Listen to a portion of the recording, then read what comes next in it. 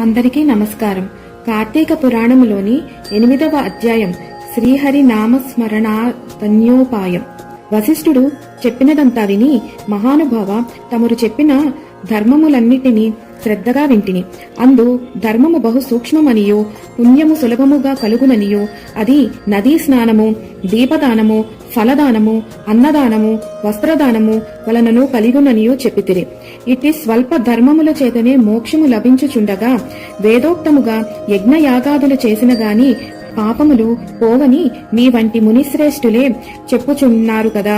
మరి తమరు ఇది సూక్ష్మములో మోక్షముగా కనబరుచుచున్నారెందుకు? నాకు అమితాశ్చర్యము కలుగుచున్నది.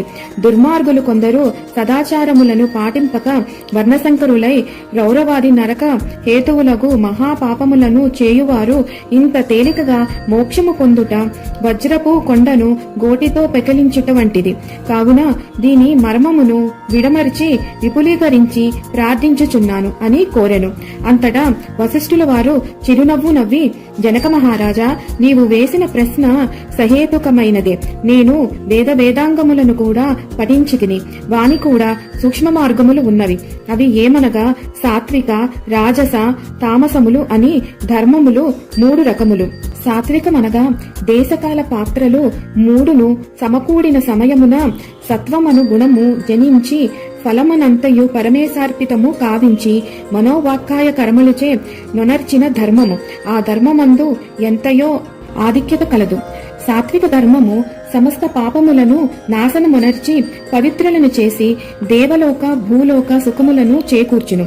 ఉదాహరణముగా తామ్రవర్ణ నది సముద్రమున కలియు తావునందు స్వాతి కత్తెలో ముత్యపు చిప్పలో వర్షపు బిందువు పడి ధగధగా మెరిసి ముత్యమగు విధముగా సాత్వికత వహించి సాత్విక ధర్మమాచరించుచు గంగా, యమున, గోదావరి, కృష్ణా నదుల పుష్కరాలు మొదలగు పుణ్యకాలములలో యందు దేవాలయములందు వేదములు పఠించి సదాచారుడై కుటుంబీకుడైన బ్రాహ్మణులకు ఎంత స్వల్పదానము చేసినను లేక ఆ నదీ తీరమందున్న దేవాలయములో జప తపాదులు అనరించినను విశేష ఫలము పొందగలరు.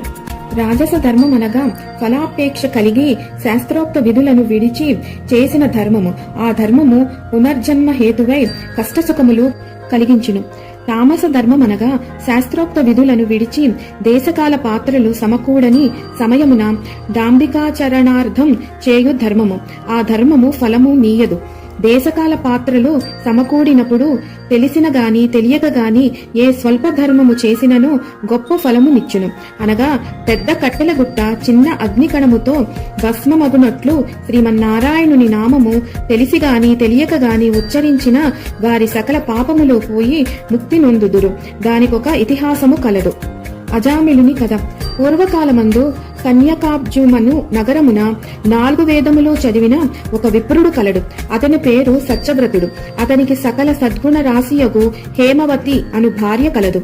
ఆ దంపతులు అన్యోన్యతకు ప్రేమ కలిగి అపూర్వ దంపతులని పేరు బడిసిరి. వానికి చాలా కాలమునకు లేక ఒక కుమారుడు జన్మించెను. వారా బాలుని అతి గారాభముగా పెంచుచు అజామిలుడు అని నామకరణము చేసిరి. ఆ బాలుడు దినదిన ప్రవర్ధమానుడగుచు అతి గారాభము వలన పెద్దలను కూడా నిర్లక్ష్యముగా చూచుచు దుష్ట సహవాసములు చేయుచు విద్యను అభ్యసింపక బ్రాహ్మణ ధర్మములు పాటింపక సంచరించుచుండెను. ఈ విధముగా నుండగా కొంతకాలమునకు యవ్వనము రాగా కామాంధుడై మంచి చెడులు మరిచి యజ్ఞోపవీతము త్రించి మద్యము సేవించుచు ఒక ఎలుకల జాతి స్త్రీ వలన నిరంతరము నామెతోనే కామక్రీడలతో తేలియాడుచు ఇంటికి రాకుండా తల్లిదండ్రులను మరిచి ఆమె ఇంటనే భుజించుచుండెను. అది గారాభము ఎట్లు పరిణమించునో వింటివా రాజా? తమ బిడ్డలపై ఎంత అనురాగమున్ననో పైకి తెలియపరచక చిన్ననాటి నుండి అదుపు ఆజ్ఞలలో నుంచకపోయిన ఎడల ఈ విధముగానే జరుగును. కావున అజామిలుడు కులభ్రష్టుడు కాగా వాని బంధువు అతనిని విడిచిపెట్టిరి. అందుకు అజామిలుడు రెచ్చిపోయి వేట వలన పక్షులను జంతువులను చంపుతూ కిరాత వృత్తిలో జీవించుచుండెను. ఒక రోజున ఆ 2 ప్రేమికులు అడవిలో వేటాడుచు ఫలములు కోయుచుండగా ఆ స్త్రీ తేనె పట్టుకై చెట్టెక్కి తేనె పట్టు తీయబోగా కొమ్మ విరిగి క్రిందపడి చనిపోయెను. అజామిలుడు ఆ స్త్రీపై బడి కొంతసేపు ఏడ్చి తరువాత ఆ అడవి అందే ఆమెను దహనము చేసి ఇంటికి వచ్చెను. ఆ ఎరుకల వదానికి అంతకు ముందే ఒక కుమార్తె ఉండెను. కొంతకాలమునకు ఆ బాలికకు యుక్త వయసు రాగా కామాంధకారముచే కన్నుమిన్ను గానక అజామిలుడు ఆ బాలికను కూడా చేపట్టి ఆమెతో కూడా కామక్రీడలతో తేలియాడుచుండెను. వారికి 2 కొడుకులు కూడా కలిగిరి. 2 పురిటిలోనే చచ్చిరి. మరలా ఆమె గర్భము ధరించి ఒక కుమారును కనెను. వారిద్దరూ ఆ బాలునికి నారాయణ అని పేరు పెట్టి పిలుచుచు ఒక్క క్షణమైనను ఆ బాలుని విడవక ఎక్కడకు వెళ్లినా వెంట పెట్టుకుని వెళ్ళుచు నారాయణ నారాయణ అని పేరుతో సాకుచూ ఉండిరి.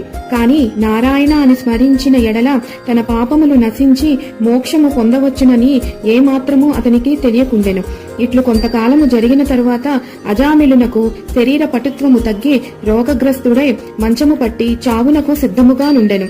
ఒకనాడు భయంకరమైన ఆకారములతో పాసాది ఆయుధములతో యమభటులు ప్రత్యక్షమయ్యిరి.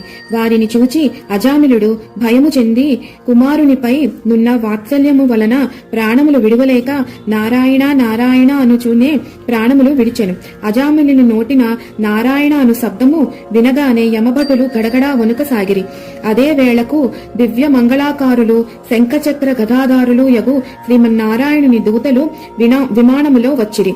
ఓ యమభటులారా, వీడు మావాడు, మేము వీనిని వైకుంఠమునకు తీసుకొని పోవుటకు వచ్చితిమి అని చెప్పి అజామిలుని విమానమెక్కించి తీసుకొని పోవుచుండగా యమదూతలు, అయ్యా మీరెవరు? వీడు అతి దుర్మార్గుడు, వీనికి నరకమునకు తీసుకొని పోవుట మేమిచ్చటకు వచ్చితిమి గాన వానిని మాకు వదులుడని కోరగా విష్ణుదూతలు ఇట్లు చెప్పదొడంగిరి.